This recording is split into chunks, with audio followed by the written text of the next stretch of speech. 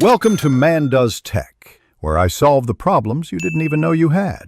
In this video, I will help you make fantastic cocktail drinks at home for your next party. First, let's talk about setting up your home bar. You'll want to gather essential tools like a cocktail shaker, a jigger for precise measurements, and a muddler. Stock up on basic spirits such as vodka, gin, rum, and tequila. Don't forget fresh mixers like citrus juices and simple syrup, and always have plenty of ice ready. Now let's dive into some easy-to-make cocktails that are sure to impress your guests.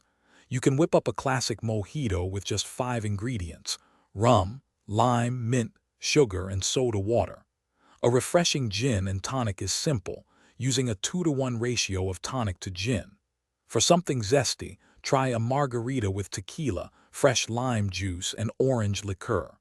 Remember to offer a delicious non-alcoholic option too. To make hosting easier, consider preparing large batches of certain cocktails ahead of time. This saves you from mixing individual drinks all night. Presentation is key, so use fresh garnishes like citrus wedges, aromatic herbs, or colorful berries. Chilling your glasses beforehand makes a big difference in the drink's enjoyment.